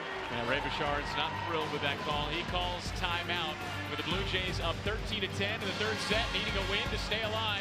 Sweet 16 on the line. Our third set continues from Omaha when we come back. It's a must-win third set for Creighton. They lead 13-10. Kansas took the first two sets tonight and have a commanding advantage. The Blue Jays have the talent. See the all Big East honors there. Nora Sis, the freshman of the year. Kendra Waite, another freshman that earned all conference honors. And Jayla Zimmerman, who's not on the floor tonight, injured yesterday. Maybe somebody that the Blue Jays are missing quite a bit, Shannon. Yeah, and I don't know necessarily if it's up there missing her productivity, rather her presence. She just does a really good job of leading by example, leading with her voice. She really is the glue to the team. So you can definitely feel that missing piece. But, you know, last night there was a lot of players that stepped up for her. So they have that capability to do it. They're just going to need to really step it up right here and put their foot on the gas. Kirsten Bernthal-Booth talked a lot about Creighton's depth last night post-match and how they were going to be okay depth-wise, but it's that emotional lift that, like you said, Shannon, is maybe what's missing. Deanne pulls off the block. She is just really hard to stop. You know, she's really given the Blue Jays a lot to handle. She's really hit everywhere, and just when they take out her line, she goes cross. When they're taking away her cross, she goes line. She's just been really hard to stop. Blue Jays up 15-11. Quick set for Caroline Crawford. Really smart play there by Turner. Just catching the Blue Jays a little bit not ready there. Keeley started to sag off, one-on-one. Crawford won the point. Davis with some dynamite into the corner for a kill. Really heavy swing there by Keeley. Just has that split in the block, has it wide open and just goes for it. I really like the tempo there by Waite. They're going to want to continue to push that tempo so that they can continue to open up those seams there for their pins. This is a Blue Jays team that has postseason experience. 10 consecutive berths in the NCAA tournament. It's the complete opposite on the Jayhawks side. This is the first time they're in the dance since 2017, but they're not playing like it. They're not letting the pressure get to them, and that's something that Ray Bouchard talked about, that he wanted his team to feel that pressure and go with it and drive right into it, and they've been up to the task so far tonight. Blue Jays are battling back in the third set, however. You're right. I mean, they have just handled themselves really well. Really good seal there by Kendra Waite. But you're right. I mean, it's been really impressive. Now, Bouchard said last night the match against Oregon was a joy to watch. And they had talked about pressure the last couple of weekends when they had no margin for error to get into the NCAA tournament. To them, that was pressure. They've been there, they've done it, they've conquered the pressure, and this is gravy now in the NCAA tournament, pulling off the upset sweep over Oregon, and now up 2-0 over Creighton. Well, the Blue Jays are battling back big time, and they're not out of this. Not by any means. You're right. The mentality for the Jayhawks has been with that pressure as it got late into that season as well as into postseason has been 1 point at a time. 1 point at a time. Take care of our side. And on the flip side for Creighton, with pressure, they say it's a privilege. They've invited it. They've said being here, hosting, and having the opportunity to be in front of your home fans, while that might present its challenge to feel a little bit where that pressure might build up, they've invited it. They say it's a privilege. And that's been the mantra for the Blue Jays. Pressure is a privilege. The great Billie Jean King with those words. Coming out of a timeout, 17-12. Creighton in the third set. A set they need to win to keep the match going. Here's Ellie Bolton to serve. Sophomore from the Kansas City area. Grew up just about 40 minutes from Lawrence, Kansas. So did Annika Welty. A bunch of players from the KC area featured in tonight's match. Crawford levitated and got a little tip. A really good serve there by Ellie Bolton to get the Jayhawks a little bit out of system. Crawford, you know, if you can get a team, especially a quality offensive team like the Jayhawks tipping, you have to be able to capitalize on that. And unfortunately, Ellie just didn't see it and was caught there. Wait, back set for Welty. Pass Ferris into the corner. Wow, that's been really effective tonight for the Blue Jays. I mean, I feel almost every single time they've ran that, it's been a kill for that cross-court seam. I would continue to go after that if I was the Blue Jays. Welty's gotten better and better as the season's progressed, month to month, from August and September to October, into November and now December. Her hitting percentage, her kills per set have all gone up month by month, peaking at the right time. Yeah, and what helps those hitters be effective is aggressive serving, and I will say the Blue Jays have done a lot better job of being aggressive here in set 3. You're getting a Kansas team, like I had mentioned, tipping, roll shotting, so the Blue Jays have to be a little bit more disciplined with their eye work to see those and make that an in-system play. Another chance on the service line for Audrey Suter, senior from Flower Mound, Texas. Welty took another crack. Davis came right back with one of her own. Another overpass that you're taking an opportunity to just go ahead and swing away. Nora just went up with her, unfortunately, was not up early enough to get on the other side of Davis. Good low serve from Audrey Suter and an ace. Really aggressive there, serve there by Suter, and that's exactly what you want to do if you're the Jayhawks. Little run for the Jayhawks now. They've pulled back within 2 in the 3rd set. Timeout, Creighton. What do you say if you're Kirsten Berthal Booth? What's been so effective for us? That's what you have that conversation. What they have done really well so far in set 3 is they've served aggressively, they've passed really well, and they've taken the opportunity when given to them. And right now, they're kind of just playing, you know, just a little bit too safe. So out of this timeout, you have to be telling them you have to go after it, you have to be aggressive. We want to play fast, we want to be able to utilize our middles, but to do that, we have to win the first contact, whether it be serve, pass, or block. And I think there's a couple times on that block where, you know, maybe they could have been a little bit more disciplined, whether it's in their lineup, their setup, or if it is their technical ability with their hands being low and over. So really that's what you want to be doing. So just cleaning up those things as well as having the mentality to attack. Now the Blue Jays do have experience with Naomi Hickman, a senior, Abby Bottomley, a senior, but there is some inexperience too. This is the first NCAA tournament for Nora Sis, first NCAA tournament for Kendra Waite. How much do nerves come into play with the two of them, and how do they kind of stay within themselves to make sure that they're composed? Yeah, I mean, there's definitely going to be nerves going into this environment, and then, you know, now you add being down 2 sets to none. So, you know, when you have nerves, really it's because you care. And these athletes care so much about this program that, you know, if you allow those nerves to be in the front of your brain, that'll consume you. Rather, you need to flip that brain and start thinking of what can we put into action. Okay, what are 3 things that I can give to my teammate, whether it be physically or whether it be, you know, with my voice? What are some things that I can do? And now I'm not focusing on the pressure. Now, rather, I'm focusing on what I can start putting into action. Blue Jays up by 2 coming out of the timeout. Mosier skies, cuts it to the sideline. Just really, really impressed with this KU offense, whether it's in system or out of system.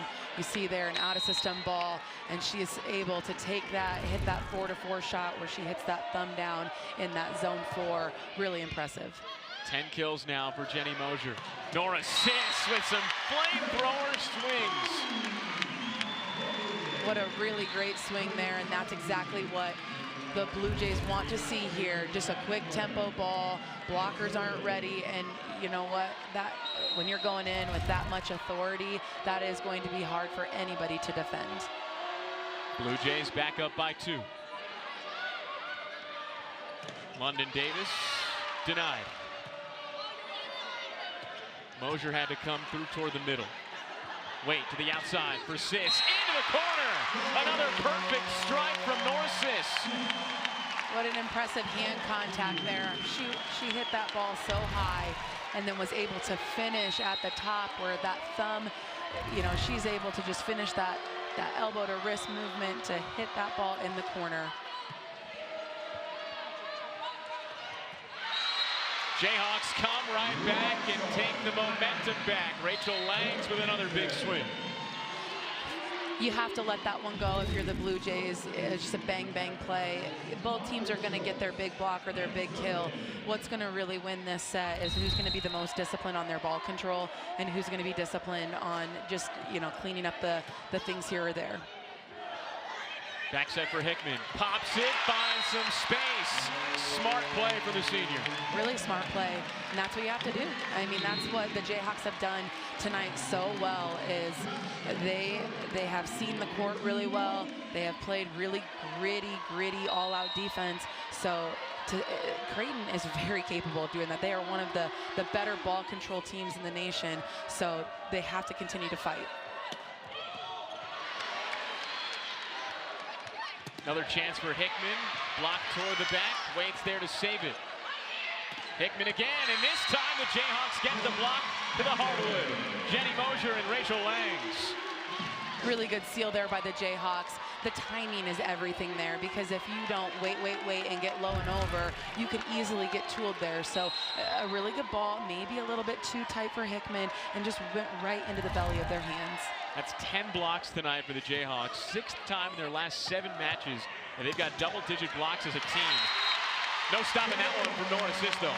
No, and it was a great pass by Abby Bottomley. Anytime Abby Bottomley is touching the ball on serve receive, the Jays are in system. So, you know, that's what's going to end with that result. Blue Jays still up by 3 in a must-win 3rd set.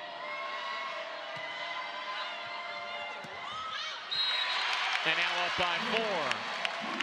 That was a big point. I think that was a really big point to let Creighton take a deep breath, continue to keep attacking. But again, a really good serve there by Nora, where she was able to keep that ball deep and take the setter off the net. A little bit more space for the Blue Jays, now up 23-19. Big block, Keely Davis. Set point Creighton. Do your job. Do your job 1 point at a time, and that's exactly what Keely did. She was one-on-one, and she could have easily not been able to master that seal, and she did. It's the loudest this crowd has been all night, and they want to get a little louder.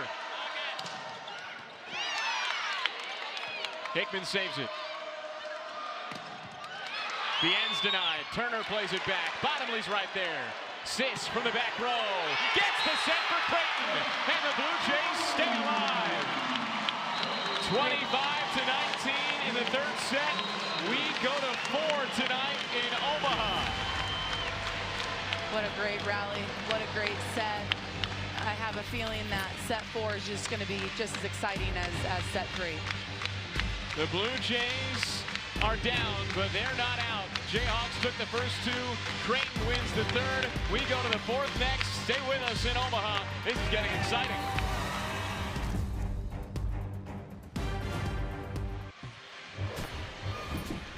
December in Omaha on the campus of Creighton University. Might be a little chillier outside, but inside DJ Sokol Arena, it's heating up. Jayhawks took the first 2 sets. Creighton came back and won the 3rd, and now we start the 4th set here inside a full-packed loud house. So glad you're along with us, enjoying this one. Shannon Smolinski, Jake Eisenberg. 4th set coming up. What are you looking for, Shannon? What I'm looking here to see is, first off, I want to see how Creighton lines up. They swapped it where they had Hickman, her base, she was playing as the right side, and they had Kiana Schmidt as their middle. So we'll see. It still looks like they have Kiana Schmidt as lined up as their right side. So I'll be interested to see if they swap things around there, just to see if they can't have a different look. But ultimately, I'll be really curious to see who takes the first punch. What does that different look do, swapping Hickman and Schmidt? Yeah, I think that Schmidt, who also can play middle right side, Hickman can play middle or right side. I think what it does is it puts up a little bit bigger of a block on their outsides, who have been really productive in the Jayhawks. But I also think Kiana Schmidt was doing a really good job of being lateral with her movement. She was doing a little bit better job of sealing that up, to where I think later in that set 3, Hickman was not, being successful moving to her right to seal it up against the outsides. Kendra Waite starts the 4th set. And it starts with an ace. Is that your first punch shot? It's like those darn net serves. As a coach, it's like you love them and you hate them all at the same time, because it can totally go either way. Another one from Waite. Mosier looking for the sideline, and she got it tucked in there. What an angle, just so impressive. That block is very large, and they're taking up a lot of the deep cross court as well as that line. And she just did a phenomenal job with that angle, just creating that shot, just sneaking it right in there. Caroline Crawford on the serve. Lang's tipped, Hickman's hit at the net. Bottomley for Sis. Poke down the line. Turner's there. Davis plays it back. Chance for the Blue Jays to capitalize. Schmidt finds some space. Did it hit the floor? Crawford doesn't think so, but the Blue Jays get the point. Yeah, we'll see if the Jayhawks want to challenge it. But again, if any part of that ball hits the floor, then it's not up. Her hand has to be completely under that ball for it to be clean. So you'll see, does her hand get under it? And I think a part of that ball did touch the floor. Now Crawford came off the court, and Ray Bouchard seemed like he asked her, did you get all of it? Are you sure? And Crawford wasn't sure, so no challenge. It's been really a back and forth. So either team, you're going to want to eliminate runs, and you're going to want to try to go on a run yourself. So being aggressive behind the service line is huge. We'll see what Molly Schultz has in store. Well, Shannon, you talked about which team is going to throw that first punch, and it seems to have been the team that makes that first big run is the team that gets the set. We saw the Jayhawks in control the first 2 sets. It was Creighton that had the big punches in the 3rd set, and lo and behold, it's 2 sets to 1. KU still on top. But right now, it's Creighton with the big momentum. Another finding space. Just being really smart. That was really, really, really smart there by Keeley, just to really be strong with that hand, but not too strong where it hangs in the air too tight. And, to be honest with you, both teams are so evenly matched. They do such great things, both offensively and defensively. What we really want to look for is who's taking advantage of any mismatch that's given to them, whether it's a weak defender, whether it's a weak blocker, whether it's a seam, whatever you can take advantage of, because both staffs have a quality plan of attack. They definitely know what they want to do. So really it's going to come down to what side is really being, disciplined to execute that game plan. It's been a terrific match for Jenny Mosier, who's on the serve now. 13 kills, just 1 error for Mosier.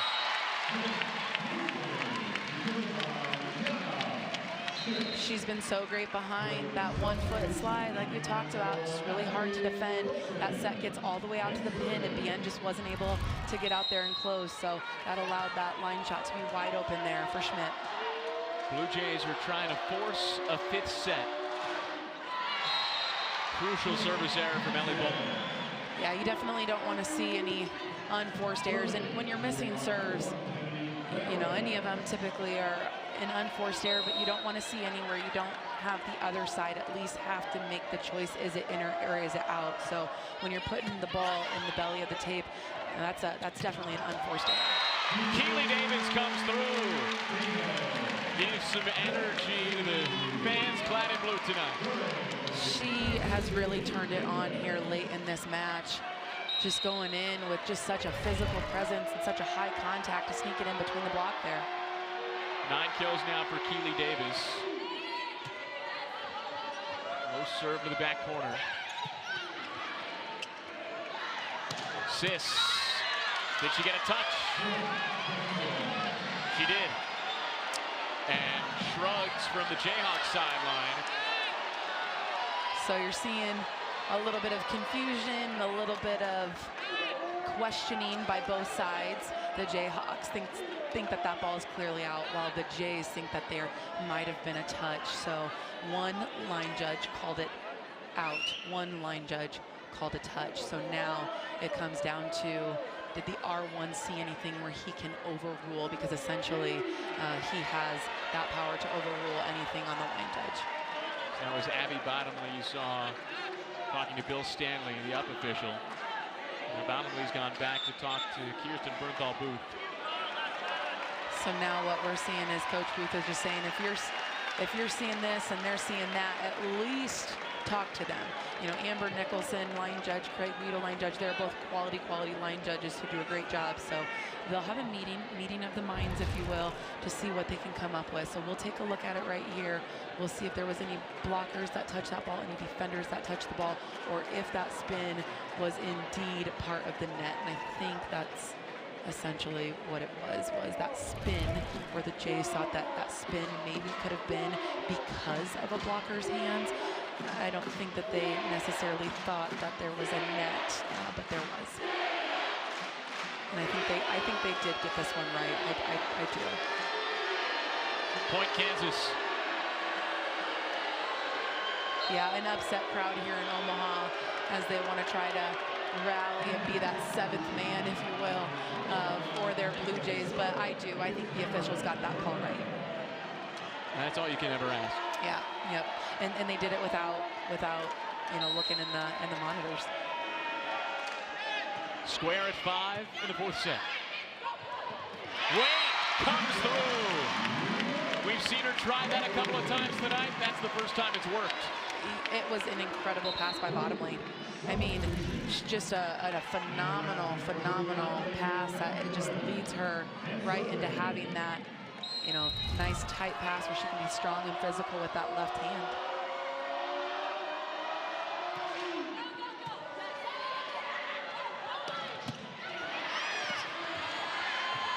Davis with a big save.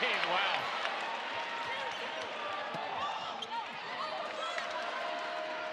Chance for Davis on the outside. Davis gets it in the air.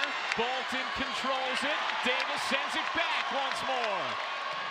And Crawford ends the point with authority. No chance to save that one. And that was probably one of the bigger swings that she's had here all night. She definitely brought that with authority. It's a really good free ball pass, nice and tight to the net. And she was able to go one-on-one, hit that thumb down, and hit that right on that sideline. Tied again. Sound familiar, Shannon? It does. Trading points back and forth. That's been the way this match has gone all night long. Hickman got the touch. You have to stay resilient here if you're both teams. I mean, you kind of have to have a short-term memory, because if you hang on to something too long, this match is going to slip away from you. So, you know, whether it's a big swing or a big kill, you have to let it go, and you have to have that one-point mentality, that short-term memory to look forward to the next play. Both of these teams have embraced the pressure. Both of these teams trying to take it 1 point at a time. It's really hard to defend there. So, you know, what you would see there is Crawford is going in. You're seeing Kiana stay with her. So now Nora has to essentially go one-on-one with London Davis. So that's where your eye work has to be able to read what is London Davis doing. Is she coming straight in? Is she looking like she's going to hit line? And you have to be able to take that risk to commit and take away the angle that you're seeing. Big swing from Naomi Hickman. And just like I had mentioned with that big swing from Caroline Crawford, I would say that that was probably one of the bigger swings that we have seen here tonight from Hickman. I think the Blue Jays have done a really good job of hitting that deep perimeter on the Jayhawks, almost because their defense is kind of sucked in a little bit to fill the seam, and they've done a really good job of hitting that deep corner. Right now, back-to-back points for the Blue Jays. The kill from Hickman, now the block from Davis. That block there, I think, was from Nora.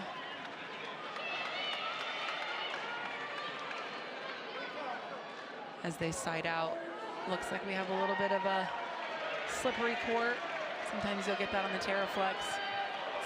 nice court to play on, nice and smooth. You're seeing this in a lot of the facilities now. But is this the largest margin that we've seen? 9-7, up by 2. It's gone back and forth and back and forth. So the Blue Jays are opening up a cushion. Chance for maybe one of the first runs of this set. Oh, not if Rachel Langs has anything to say about it. Yeah, she's done really great job for the Jayhawks. She's running in on that one, but goes off of 1 foot. Has that high thumb up shot that hits it into the corner. The blockers for Creighton are really going to need to step up if they want to slow this Jayhawk offense down. Outside, Davis rolls. Ferris, pancake. Free ball for Creighton. Davis again, and again a kill. I really like that set choice by Kendra Waite. They essentially are running her on a gap ball, kind of a hut where it's not going all the way out to the pin. It's dying in, so she is able to have that one-on-one with Cameron, is able to create that zone 1 wide open. That's 10 kills for Keely Davis. She's got a double-double tonight, the 3rd of her career. Outside for Mosier. Sis punches it sky. Davis again. Blocked, saved, nope. Point Jayhawks. Just defensive rallies going back and forth, and you said a fight like a boxing round, left and right hook, back and forth. You're seeing the points being traded, but what we're seeing here tonight is just blows being thrown back and forth from both sides of the net. Service error from KU. And Creighton ahead in front by 2. You want to stay aggressive here if you're the Creighton Blue Jays, and if you are the Jayhawks. What has been so solid for them is their first contact, so they're going to want to settle in and see if they can't continue to produce that. Full house tonight inside DJ Sokol Arena. Overpass. Waite wins the joust. Bien through Bottomley. First time Caroline Bien's gotten involved in the 4th set.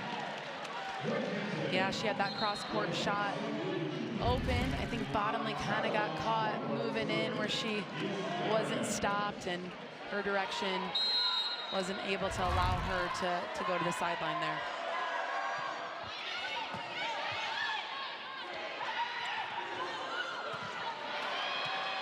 Diving save from Jenny Mosier. Welty. Another point for Creighton, now 12-10. You know, we're going back and forth like we had talked about, but really it is the composure of the out of system. So this game is played at a really high percentage being out of system, where the setters are off of the net. So who wins that out of system battle is probably going to come through in this set 4. And anytime you can find a way to get in system and run something quick, you got to do it. There's Caroline Bien. And that's an out of system swing. So, you know, just doing a really good job of being patient, still being explosive on those last 2 steps, and working that deep perimeter of the court. That will be impressive here, as that will be interesting to see who wins that battle, because I really do think that that's what's going to come out of the winner. Sis flicks it right back. Just a wide open donut there for Nora, a ball that Cameron Turner usually plays. Hesitated a little bit. Kennedy Ferris didn't go for it. And again, 2-point lead. 13-11. Good low serve from Allie Van Ekeren. Waite pushes it back off Turner's fingertips. Outside for Sis. Back set for Davis. Blocked. Nora Sis. Well, if you can't hear the crowd on that one, that was definitely a big block there by freshman outside from Papio. Nora Sis getting those hands low and over. You can see her celebrating there. Feels really good to be able to seal that up. And now a 3-point lead. Make it 4 for Creighton. This is the punch. This is the run.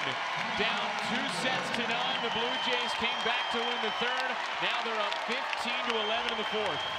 Well, if you are watching here tonight, this is an exciting, exciting match. Back in a moment. Stay with us inside DJ Sokol Arena.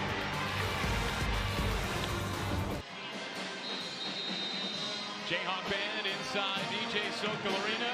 Trombones blaring. And the Jayhawks swinging a 2-1 lead, but the Blue Jays are battling back in the fourth set, up 15-11. Thanks for hanging out with us tonight. It's been a fun one.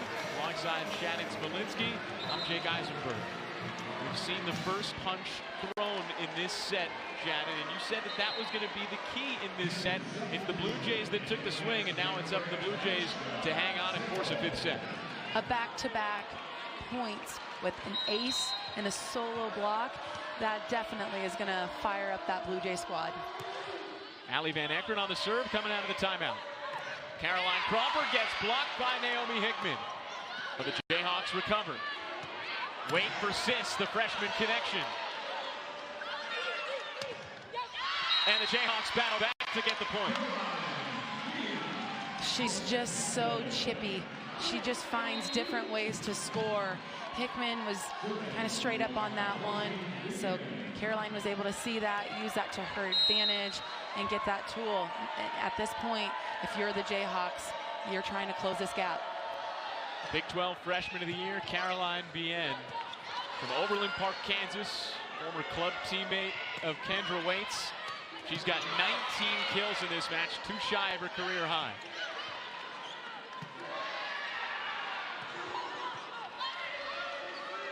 Turner sets up Jabo. Now Mosier.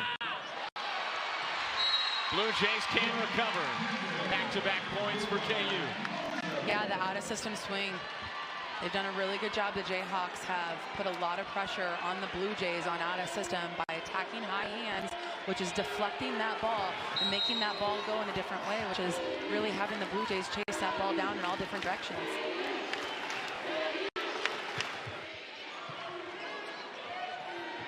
An ace for Caroline Bien. And something else to the stat sheet. 19 kills. She's hitting 289. She's now got an ace to go along with 9 digs and 2 blocks. She looks laser focused out there. She looks determined. She has been playing at a very, very, very high level tonight.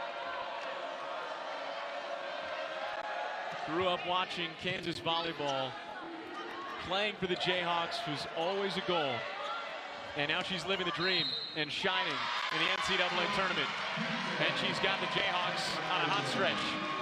Tied at 15 now in the fourth set. And Creighton takes a timeout. A very smart timeout there. 15-11. Kansas takes a timeout. They go on a 4-0 run. And now we're knotted up at 15.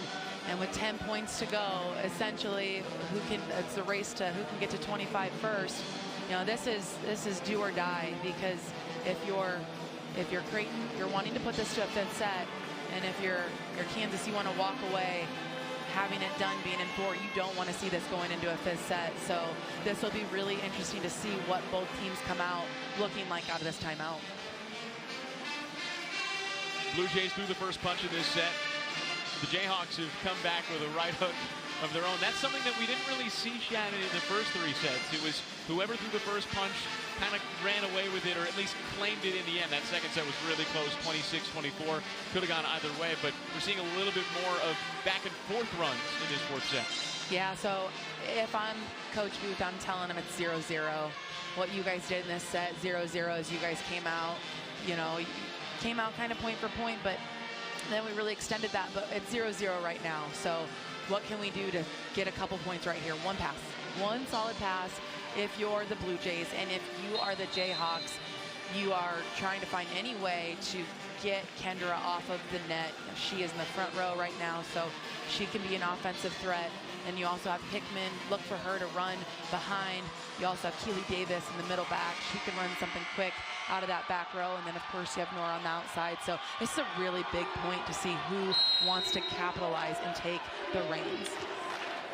Caroline Bien's taking the reins for the Jayhawks. A match-high 19 kills. Senior Naomi Hickman, and Bien flops to the ground to grab it. Mosier with the roll, Bottomley can't get there. 5-0 run for Kansas. Smart play there by Mosier, but a better defensive effort there by Carolyn Bien to keep it up earlier in that rally.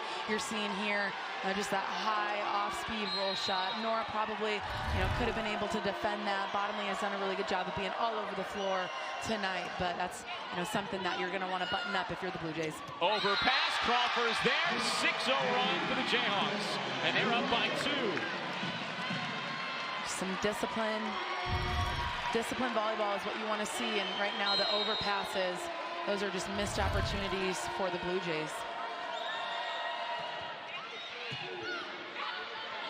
A set 4 win would mean a Sweet 16 berth for Kansas. The Bien's been everywhere.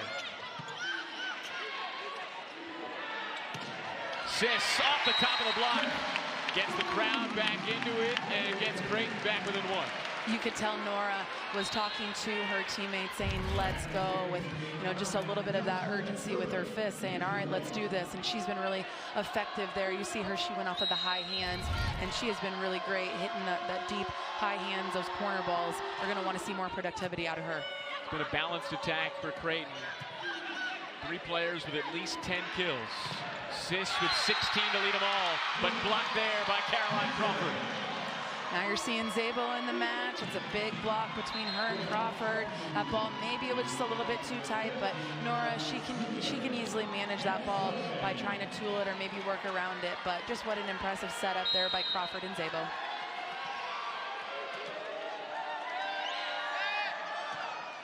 A 7-1 run for Kansas. Turner with a dive, Mosier a push. Sis with a swing, but it's long. I think we'll see a challenge here from the Blue Jays, seeing if there was a touch. I think there was. It'll be interesting to see the camera angle if there was enough evidence. And Booth had the card out. Right away. Right away, she had that card out. I don't disagree with her. I could hear it. I know you think that that's crazy. I could. It definitely. I just don't know how you hear anything in this loud environment right now. I know. This angle will be tough to see. I think any of these touches, because they're like little micro touches, are tough to see. So ultimately, there has to be enough evidence to overturn it. Otherwise, that call will stand. So we'll look here to see if there was any bend in the finger of Rachel Langs. So if they slow that down a little bit, are they able to see any of those fingers bend? And with the movement, the rotation of the ball, it can be tough to see, as well as the background of the fans. This is a really big point here. I mean, the Blue Jays have really not been able to slow this run down. Caroline Bien has been really good behind the service line, and they just have not been able to slow them down. So at this point right here, whether it lends itself in the call being overturned or whether it slows down the momentum of the Jayhawks, they're going to need anything right now to be able to slow this run down. Well, right now we're seeing exactly what they're seeing over at the scorer's table. And they're trying to find the best angle to figure this one out. You know, I do think that it got Lang's right hand right there. I think it got her index or middle finger, but again, it has to be able to show on that right hand or maybe even that left hand. Either way, I do think that they're looking at the middle blocker for the Jayhawks, Langs, but you know, it's just so tough to be able to see that. It has to be conclusive that they can see that touch. As it stands, it's 19-16 Kansas. A very, very, very big point. We'll see here what they decide. And it stays with Kansas. Yeah, I'm thinking that there just wasn't enough there on the camera angle to be able to see it, or you know what, maybe there wasn't a touch, but if anything, let's see if that can slow down their momentum. The Jayhawks are 6 points away from the Sweet 16.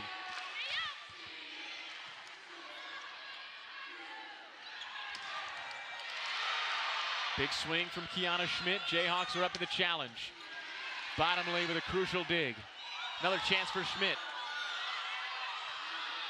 A third try. And that time, she gets the point. Kiana Schmidt's got 11 kills in this match. She's been oh so good. A really big swing there. You're seeing the Kansas bench is a little bit, upset with that call. So the match kind of delays, just them being upset with a ball handling error on the Creighton Blue Jays side. They don't get the call, and now we are within 2.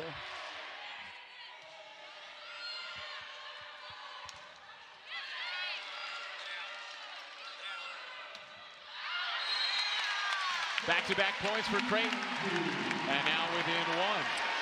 I like that the Jayhawks are targeting Bien, not because she's not a quality passer, but just because she does so much for the Jayhawks. Just to throw one more thing at her to make her have to think about, I think is important. Mini run for Creighton, and it's a timeout for Ray Bouchard and the Kansas Jayhawks. Is this one about momentum? This is about momentum. This is about discipline. I will say that last handful of points, like we had talked about earlier, the Jayhawks were really, really aggressive and just playing free, going after it, swinging hard, making, gutsy defensive plays. You saw that within the Creighton Blue Jays. They were doing that too. And then that last handful of points, it kind of played it a little bit safe, whether it be the setting choices or whether it be the offensive swings, whether it be defense hesitating just a little bit. I think they're just playing it a little bit too safe, especially when they have that 4-point 15-11 lead. That's exactly when you want to put your foot on the gas and not let up there. So out of this timeout, this is a really, really, really big point. So if you are the Creighton Blue Jays, you have to put your best foot forward on the defensive side of the ball, meaning your blockers have to be super disciplined with their eye work to track their hitters, see what kind of routes and combinations that they're running. Defense behind them has to be stopped. And again, it all starts with the serve. So how aggressive is that serve going to be from Norris that allows her blockers and defenders either to have it be a little bit easier to defend, or if it makes it a little bit harder where they have to step up and make a big play. It was a convincing win in the first set for Kansas, 25-13. Second set was as tight as can be. Kansas took it 26-24. Creighton came back in the third set and won it 25-19. And now the Jayhawks are up 20-18 in the fourth after the service error. It's a good timeout by the Kansas Jayhawks, trying to slow that momentum down and getting that missed serve. It's a missed opportunity there for the Blue Jays. Let's see if they can make it up here with a pass.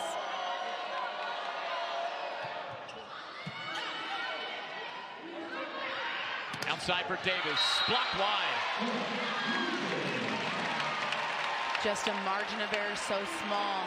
That ball just barely sailed wide, but again, going after it was huge. You don't want to tip or roll, especially early on in that rally, because the defense is definitely set up for that.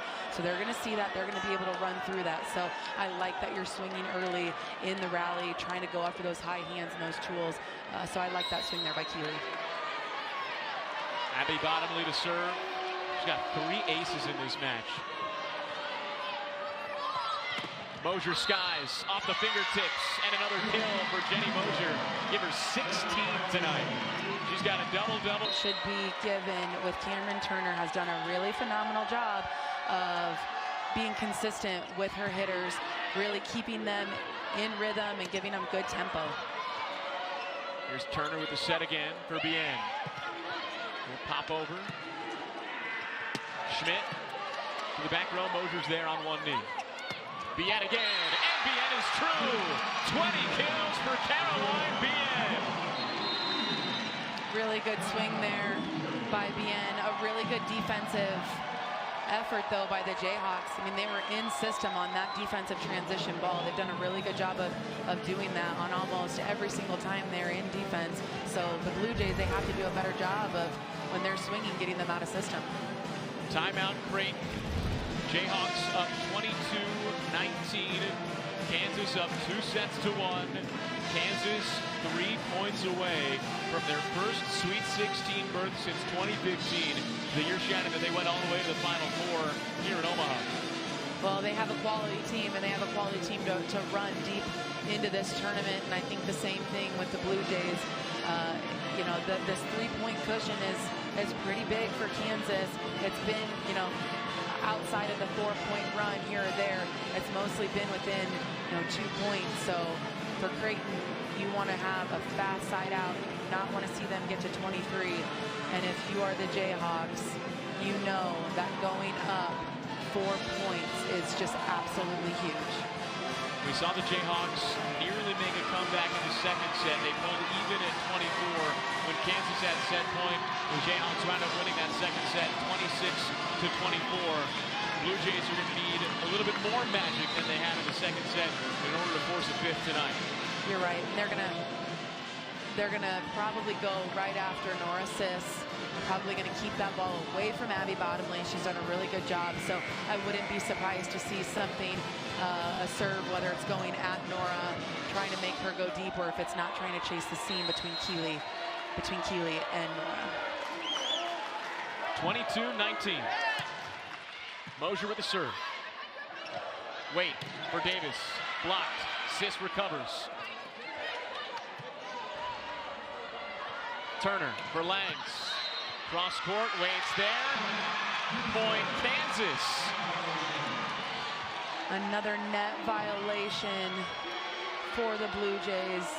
You're seeing Coach Booth questioning that a little bit to see if their hand was at the top of the tape for that. So typically what these coaches will do is they'll ask for feedback for their players to say if you were in it or if you were not in the net. So if that warrants a challenge.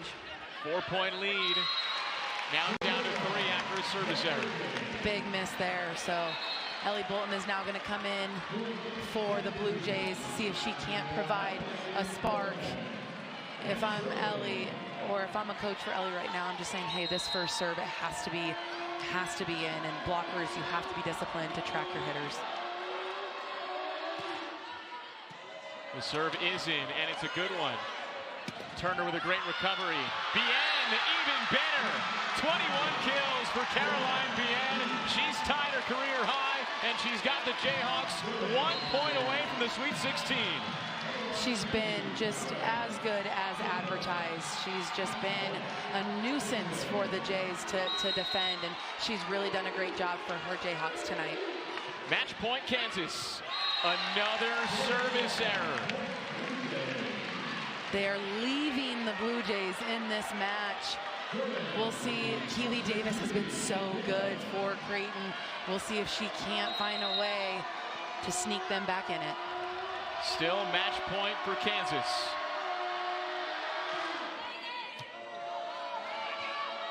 Turner for Bien. Wade sends it back and keeps Blue Jays alive. And there's one. They're gonna need to fight off 2 more to be able to stay alive in this tournament. Timeout Kansas. 5 years ago, when these two teams met in the second round in Lawrence, they went to 5 sets. The Blue Jays had 7 match points in the 5th set before they finally won the 5th set 20-18.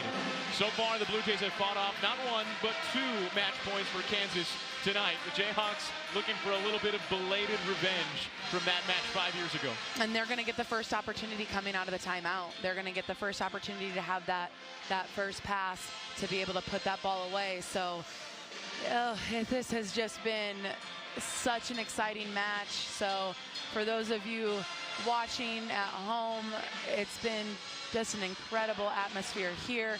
Hopefully you can hear it, you can feel it, but this next point, it's just going to be just really a battle of that first contact. 5 years and a day ago, it was an instant classic and a memorable moment in Creighton volleyball history. And now tonight, it could be a pivotal point for Kansas volleyball to move on to the Sweet 16 with a dynamic freshman class. And they're right on the edge. They can taste it. Still match point. 24-22. Kansas leads in the 4th set. Such a big moment here. If you're Ellie Bolton, you want to make sure you're playing all-out defense Abby Bottomley, all of those players back there. If you're Keely Davis, how can I be aggressive? How can I make sure this ball stays in the court?